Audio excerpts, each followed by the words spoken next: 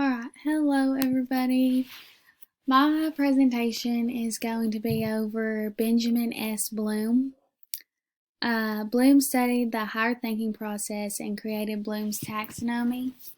I am Kathleen, by the way.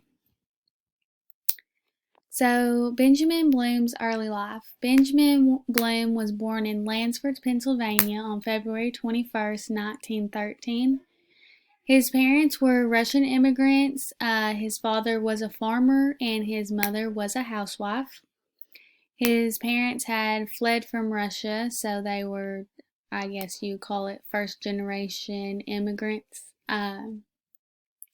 Bloom had 4 siblings, 3 older brothers and 1 younger sister. As a child, he loved to read, and there's a little funny story about him and the librarian. He would check out so many books in one day and try to check them in the same day.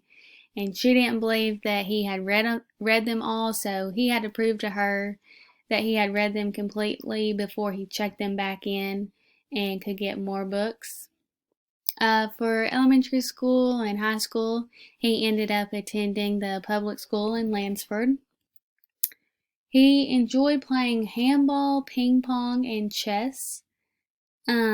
During high school, he showed academic excellence and he graduated as class valedictorian in 1931.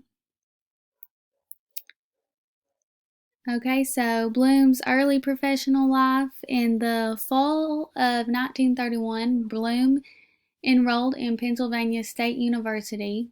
While there, he completed his bachelor's degree and his master's degree in psychology and graduated in 1935.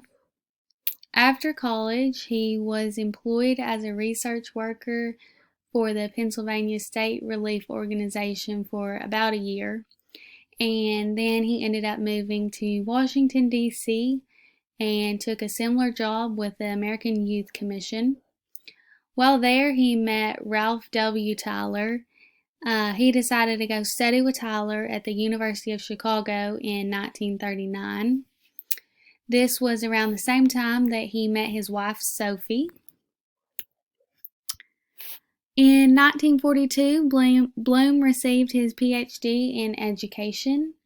And when completing his PhD, he was a research assistant in the office of the university's Board of Examinations, which Ralph Tyler was actually his supervisor there, and he continued to do this job until 1959. And also in 1948, Bloom conducted a meeting of college and university examiners all around the country to discuss a common framework for learning outcomes, which is where the Bloom's taxonomy comes from. And he began writing all different kinds of books. Here's a few right here: the taxonomy of educational objectives, the classification of educational goals, and the handbook 1, the cognitive domain, was published. By the late 1960s, these books were becoming known as his taxonomy. So Bloom's claim to fame. Bloom discovered that the higher order of thinking was dependent on the level that preceded it. So basically, he thought that students needed to be able to recall information to be able to comprehend, analyze, and then apply it. Bloom discovered that the goal of teaching needed to be geared toward the designing of tasks so that students were led to the realization of the objectives versus given the objectives for recall, which really makes sense when you think about it. From the late 1950s to the late 1980s, Bloom continued to write books about the education process. So right here in this picture, we actually have his taxonomy, which his old version is on the left, and then some people have revised it because they found that synthesis is a higher thinking process than evaluation. And also his version was in nouns, and the newer version is now in verbs.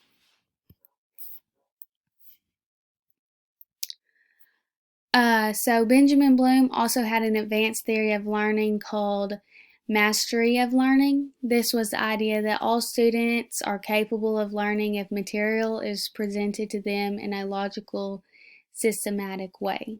Which here's a picture of him right here in his older age. So Ralph W. Tyler, which was his supervisor at the University of Chicago, he helped Bloom through his studies, and Bloom was just very impressed with his thoughts and what he had to say, and that's the reason why he went to the University of Chicago, because he wanted to study with him. So Ralph W. Tyler was a pretty big influencer on Bloom. In Bloom's later life, he continued to write books and publish a lot of his books in the later years. So in 1956, he had the Taxonomy of Educational Objectives, which was a Handbook 1 of Cognitive Domain. In 1956, he had the Taxonomy of Educational Objectives, the Classification of Educational Goals. 1980, he had All of Our Children Learning. In 1985, he had Developing Talent in Young People, which he had a total of 17 books that he wrote, but these right here seem to be his most popular. He also served as president of the American Education Research Association. So Benjamin Bloom died on September 13th, 1999. He was 86. He passed away in his home in Chicago. He left behind his wife Sophie and his two sons, David and Jonathan, which right here is a picture of Sophie Bloom, his wife.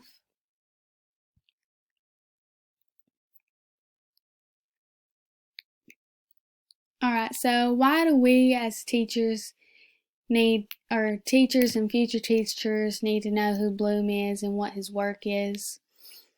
Well, Dr. Bloom's taxonomy is one of the most widely and enduring tools that teachers can use in the classroom. His taxonomy provides an ordering of cognitive skills and is used to ensure a successful and beneficial teaching practice. In my opinion, just all teachers and future teachers should be familiar with someone who has worked as hard as he has and had the drive to want to help the education system, stuff like that. But yeah, that's about it. Right here it says his taxonomy provides an ordering of cognitive skills that ensure successful and beneficial teaching. If we go back and look at his taxonomy right here, so it would start off as remembering, which would be like flashcards. Understanding would be able to have the student explain what it is. Applying, they would have to apply that into something else or relate it to something. Analyzing, they would have to sit down and chart it out or something like that. Evaluating would be the test or testing over the material. And then creating, they would be able to create their own thoughts on a subject. So that's pretty cool to look at and see how he thought the learning process worked like that. And then here's some works cited.